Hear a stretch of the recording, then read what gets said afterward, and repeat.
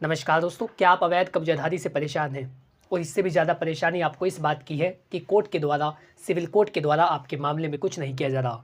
Police वाले भी आपकी एप्लीकेशन दर्ज नहीं करते, उस पर कोई कानूनी कार्रवाई नहीं करते, आप हर जगह से धक्के खा रहे हैं। तो आप किस तरीके से कोर्ट केस के चलते अवैध कब्जाधारी को वहाँ से हटा सकते हैं? किस तरीके से यदि आपका केस कोर्ट में पेंडिंग है तो आप कौन से कानूनी कदम उठा सकते हैं? आप बिल्कुल सही जगह पर आए हैं। यहाँ पर आपको ऐसी जानकारी दी जाएगी जिसके माध्यम से आप अवैध कब्जाधारी को बहुत ही जल्द वहाँ से हटा सकेंगे और अपनी संपत्ति को कब्जे से मुक्त करा सकेंगे। दोस्तों, इस कारण हम मानसिक रूप से भी तनाव में होते हैं। कई बार हमारे जीवन की सारी संपत्ति हम इकट्ठा करके किसी प्रॉपर्टी को खरीदते हैं और उस पर कोई दूसरा व्यक्ति अवैध रूप से कब्जा कर लेता है, जिसका कोई वैधानिक अधिकार उस व्यक्ति के पास नहीं होता। वो अपनी दबंगता दिखाता है, हमारे साथ मारपीट करता है, दुर्व्यवहार करता है और गाली गलौज करता है और उसके बाद वो हमारी संपत्ति पर कब्जा कर लेता है। हम इसके संबंध में पुलिस वालों के पास जाते हैं, लेकिन पुलिस वाले कोई कार्रवाई नहीं करते। पुलिस वाले एक दो बार उस व्यक्ति को कहते हैं, उसके बाद वो कह देते हैं कि प्रकरण न्यायालय से संबंधित है, आप कोर्ट में जाइए। आप कोर्ट में जाते हैं तो वहाँ पर भी कई साल लग जाते हैं। किस तरीके से कोर्ट केस के चलते अवैध कब्जाधारी को सबक सिखाया जाए और अपनी कानूनी प्रक्रिया को किस तरीके से शीघ्र अतिशीघ्र प्रभावी तरीके से बनाया जाए, ताकि उस अवैध कब्जाधारी को सबक सिखाया जा सके और हमारी संपत्ति हमारे पास वापस आ सके। दोस्तों, आज की इस वीडियो में आपको एक नहीं, दो नहीं, बल्कि 3 ऐसे कानूनी तरीके बताने वाला हूँ जिनके माध्यम से आप बहुत ही जल्द ऐसा कर पाएंगे। आप बिल्कुल सही जगह पर आए हैं, ये आपको धीरे धीरे अनुभव होगा। नमस्कार, मैं अश्मित कुमार आप सभी का हमारे यूट्यूब चैनल कानूनी बातें में स्वागत करता हूँ। हमारे चैनल के माध्यम से आपको लीगल एडवाइस दी जाती है, जनरल गाइडेंस दी जाती है। यदि आप किसी भी टॉपिक पर मुझसे कोई विधिक परामर्श या कानूनी जानकारी लेना चाहते हैं तो स्क्रीन पर दिए गए मोबाइल नंबर पर अपनी लीगल प्रॉब्लम को व्हाट्सअप करें। केवल आप सीधा कॉल मत कीजिए, आप अपनी प्रॉब्लम पहले लिख कर भेजिए, उसके बाद मैं आपको बताऊंगा कि आपको क्या करना है। कई सारे दर्शक ऐसे हैं कि वो सीधा कॉल करते हैं लेकिन मैं कॉल उठा नहीं पाता, तो आपको अपनी लीगल प्रॉब्लम को व्हाट्सअप करना है, उसके बाद मेरे उत्तर का आपको वेट करना है कब आपको उत्तर दिया जाए। चलिए दोस्तों, अब हम बात करते हैं किस तरीके से अवैध कब्जे को खाली कराया जाए। इसके लिए आपको 3 कदम उठाने होंगे। सबसे पहले आपको करना होगा फास्ट ट्रैक सुनवाई के लिए अर्जी दाखिल। फास्ट ट्रैक कोर्ट में आपको अर्जी दाखिल करनी होगी कि आपके मामले में तीव्रता से जांच की जाए, आपके मामले की सुनवाई तीव्रता से की जाए, बहुत ही जल्द आपके मामले की सुनवाई की जाए। क्योंकि यदि दूसरे व्यक्ति ने आपकी संपत्ति पर अवैध रूप से कब्जा कर रखा है तो ऐसे में आपको आर्थिक नुकसान हो रहा है, मानसिक रूप से भी परेशान है, वो व्यक्ति आपको टॉर्चर कर रहा है, आपके साथ मारपीट कर रहा है और मैंने इस संबंध में इस सिविल कोर्ट में उसका आपको पूरा विवरण देना होता है।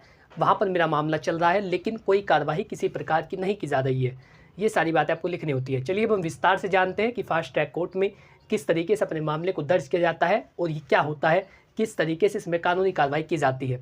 तो सबसे पहले आप जानिए कि फास्ट ट्रैक कोर्ट क्या होता है। तो इसका उद्देश्य होता है शीघ्र अतिशीघ्र निपटारा करना।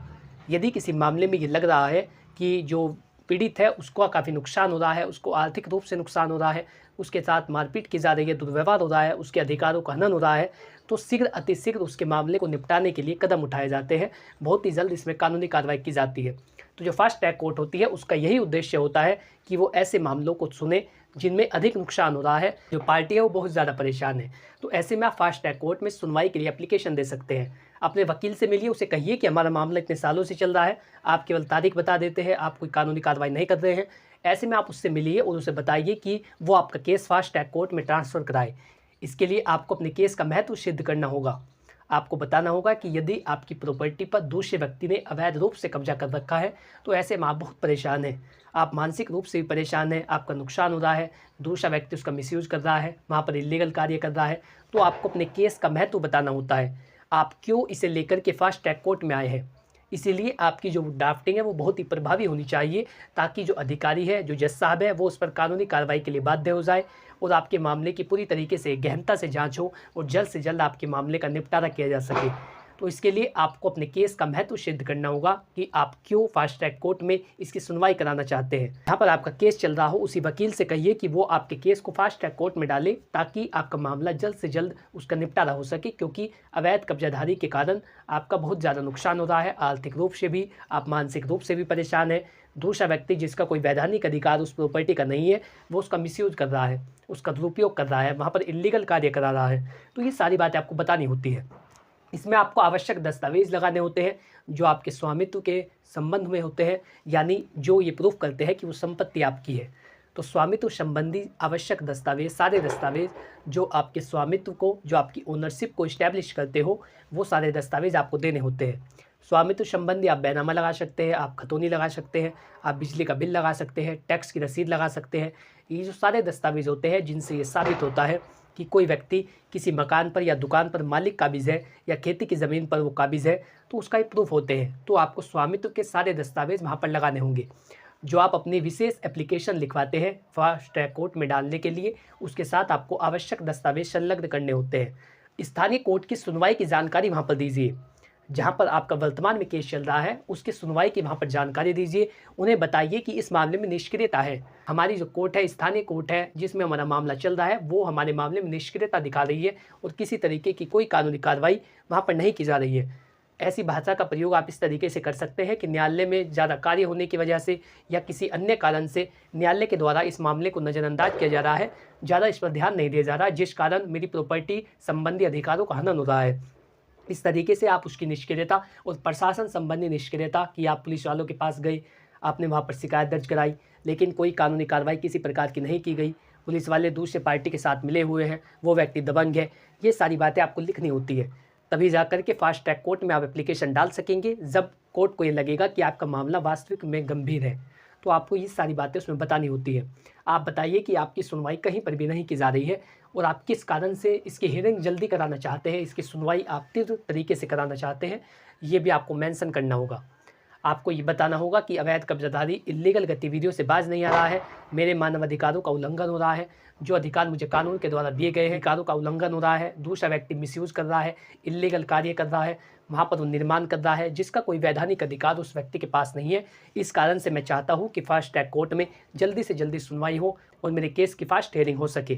तो ये सारी बातें आपको बतानी होती है। और आप ये भी बताइए कि क्यों आपको देरी से नुकसान है। यदि कोर्ट का निर्णय बहुत देर से आता है तो आपको क्या नुकसान हो सकता है, ये भी आपको उसमें बताना होता है। यानी आपको ये बताना होगा कि आपके मामले में यदि शीघ्रता से निर्णय नहीं दिया गया तो आपको नुकसान हो रहा है आर्थिक रूप से।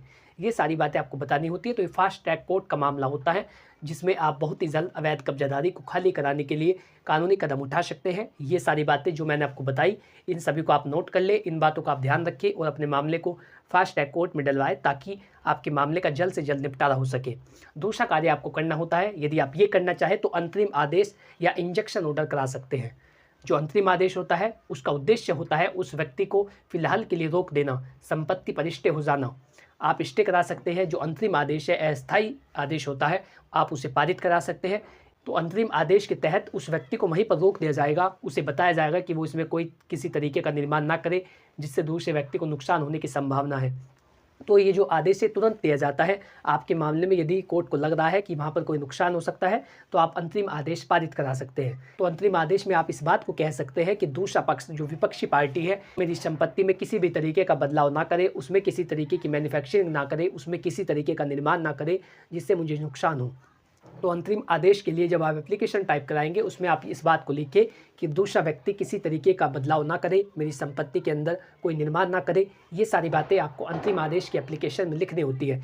इसके साथ आप कोर्ट से आग्रह करते हैं कि वो यथास्थिति बनाए रखने के लिए आदेश करें, किसी को कोई नुकसान ना हो, दोनों पार्टियां जो इस मामले में पार्टी है उन्हें किसी तरीके का नुकसान ना हो और उसकी संपत्ति, जो इस संपत्ति को लेकर के विवाद है, विवादित संपत्ति की रक्षा की जाए। क्योंकि उस संपत्ति पर यदि दूसरा व्यक्ति निर्माण कर रहा है या उस पर इल्लीगल कार्य कर रहा है, उसमें किसी तरीके का बदलाव कर रहा है तो इससे मुझे नुकसान हो सकता है। ये सारी बातें आपको उस एप्लीकेशन में लिखनी होती है जो आप अंतरिम आदेश के लिए फाइल कराते हैं। ये भी एक प्रभावी कदम होता है अवैध कब्जाधारी को वहाँ से बेदखल करने के लिए। इसके साथ आपको आवश्यक दस्तावेज लगाने होंगे। जैसा मैंने आपको पहले बताया, आप स्वामित्व के संबंध में सारे प्रमाण पत्र वहाँ पर दीजिए जो ये साबित करते हो कि प्रॉपर्टी पर आपका अधिकार है। ओनरशिप को जो प्रूफ करते हो ऐसे डॉक्यूमेंट्स आपको देने होते हैं। ये सारी बातें आप लिख करके एक एप्लीकेशन तैयार कीजिए अंतरिम आदेश के लिए, इंजेक्शन ऑर्डर के लिए, ताकि जल्द से जल्द उस व्यक्ति को निर्देशित किया जाए, उसे ये आदेश दिया जाए कि वो किसी भी तरीके का बदलाव ना करे और निर्माण ना करे। और यदि हो सके तो उस व्यक्ति को खाली कराने के लिए भी आग्रह करना चाहिए कि वो व्यक्ति इतना संपत्ति का मिसयूज़ ना करे, इतना उस संपत्ति का प्रयोग ना करे, इतना कोर्ट का निर्णय नहीं आ जाता। ये भी प्रेयर आप कोर्ट से कर सकते हैं। फिर जैसा भी कोर्ट उचित समझेगी, दूसरे पक्ष की तरफ से जो दलील दी जाएगी उसी के आधार पर और आपने जो ड्राफ्टिंग कराई है उसी के आधार पर कोर्ट के द्वारा अंतरिम आदेश जारी किया जाएगा। आप बता सकते हैं कि अवैध कब्जाधारी की जो गतिविधियां है वो मेरी संपत्ति को नुकसान पहुंचाने की है। तो ये जो एप्लीकेशन है इसमें आप इस बात को भी लिखिए कि अवैध कब्जाधारी की मंशा ये है कि वो जल्द से जल्द मेरी संपत्ति पर कब्जा कर सके या मेरी संपत्ति को अपने अधिकार में ले ले। तो इसीलिए मैं चाहता हूँ कि जल्द से जल्द इंटरिम इंजंक्शन अंतरिम आदेश पारित किया जाए। आपको इसमें भी ये बात बतानी होती है कि ये इंजेक्शन ऑर्डर, आपको ये अंतरिम आदेश तुरंत क्यों मिलना चाहिए, आपकी प्रॉपर्टी को किस तरीके का नुकसान हो रहा है, और पुलिस को ये निर्देश दिया जाए कि वो जल्द से जल्द मेरे मामले में सुनवाई करे और जल्द से जल्द उस व्यक्ति का अवैध कब्जा वहाँ से खाली कराया जाए। इतना सिविल कोर्ट का निर्णय नहीं आ जाता। तो इसका फ़ायदा ये होता है कि दूसरा व्यक्ति भी आपकी संपत्ति का प्रयोग नहीं कर सकता। जब तक वो प्रॉपर्टी कोर्ट में उसे लेकर के विवाद होता है तब तक दूसरा पक्ष भी उसे लेकर के किसी तरीके का प्रयोग नहीं कर सकता, वहाँ पर अपनी गतिविधियाँ नहीं कर सकता। तो ये भी एक प्रभावी कदम होता है अवैध कब्जादारी को वहाँ से हटाने के लिए। दोस्तों, तीसरी यदि हम बात करें, यदि आपका मामला कई सालों से पेंडिंग है, आप कोर्ट के चक्कर लगा लगा करके थक चुके हैं, आप सोच रहे हैं कि किस तरीके से कानूनी कार्रवाई कराई जाए, क्योंकि पुलिस भी नहीं सुन रही है, कोर्ट में कोई कानूनी कार्रवाई नहीं हो रही है। तो यदि आपका केस सिविल कोर्ट में चल रहा है, डिस्ट्रिक्ट कोर्ट में चल रहा है, ऐसे में आप हाई कोर्ट में रिट पिटीशन फाइल कर सकते हैं। हाई कोर्ट में आप रिट पिटीशन फाइल करेंगे कि न्यायालय को आदेशित करा जाए कि वो मेरे मामले में जल्द से जल्द सुनवाई करे। दोस्तों, रिट पिटीशन का अर्थ ये होता है कि हाई कोर्ट किसी भी कोर्ट को ये आदेश कर सकता है कि इस मामले में जल्द से जल्द कानूनी कार्रवाई की जाए।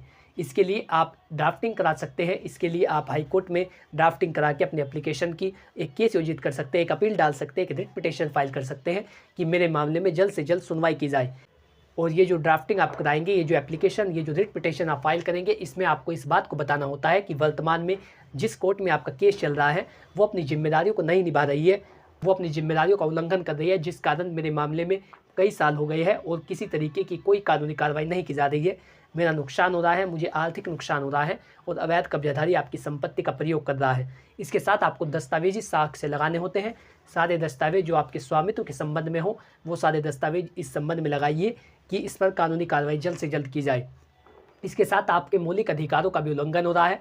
यदि अवैध कब्जाधारी ने आपकी संपत्ति पर कब्जा कर रखा है तो इससे आपके मौलिक अधिकारों का हनन हो रहा है। ये बात भी आपको उसमें मेंशन करनी होती है और उसमें बताइए कि जो अवैध कब्जाधारी की गतिविधियां है वो मेरी संपत्ति को हड़पने की है, वो जल्द से जल्द ये चाहता है कि वो मेरी संपत्ति को हड़प ले। इस बात का उल्लेख आपको करना होता है। उसमें ये बताना होता है कि रिट पिटीशन के आधार पर कोर्ट को ये निर्देश दिया जाए कि वो जल्द से जल्द मेरे मामले में कानूनी कार्रवाई करे। यदि आपकी रिट पिटीशन के अंतर्गत जो आपने दायर की है उस पर कानूनी कार्रवाई की जाती है तो बहुत ही जल्द आपके मामले का निस्तारण हो सकेगा। इसमें आप पुलिस की शिकायतों के इसमें आप पुलिस की निष्क्रियता का भी वर्णन कर सकते हैं कि मैंने कई बार पुलिस को प्रार्थना पत्र दिया, उनसे आग्रह किया वो मेरी संपत्ति से अवैध कब्जा हटवाए, लेकिन वहाँ से भी कोई कानूनी कार्रवाई नहीं की जा रही है। इस कारण मैं अत्यधिक परेशान हूँ। सारी बातें आप रिट पिटीशन में लिख सकते हैं। तो ये तीनों चीज़ें थी जिनके माध्यम से आप अवैध कब्जाधारी को बहुत ही जल्द आपकी संपत्ति से बेदखल कर सकते हैं। आशा करता हूँ कि जानकारी आपको अच्छी लगी होगी और तीनों तरीके आप लोग समझ पाए होंगे कि किस तरीके से अवैध कब्जाधारी की गतिविधियों को रोका जाए और किस तरीके से अपनी संपत्ति को अवैध कब्जाधारी से मुक्त कराया जाए। यदि आपको वीडियो अच्छा लगा है तो वीडियो को लाइक करें और चैनल को सब्सक्राइब कर लें ताकि किसी प्रकार की महत्वपूर्ण जानकारी, लीगल नॉलेज, विधिक परामर्श, आपके अधिकार आप तक पहुँच सके। यदि आपका इससे रिलेटेड कोई सवाल हो तो आप बिना संकोच किए कमेंट बॉक्स में पूछ सकते हैं, मैं जल्दी उसका उत्तर दूंगा। इसके साथ ही यदि आप अपने मामले पर मुझसे कोई कानूनी सलाह लेना चाहते हैं तो स्क्रीन पर दिए गए मोबाइल नंबर पर कॉन्टैक्ट करें, अपने लीगल प्रॉब्लम को व्हाट्सअप करें, जल्दी आपको उसका भी उत्तर दिया जाएगा। Thanks for watching this video. अपना कीमती समय देने के लिए धन्यवाद।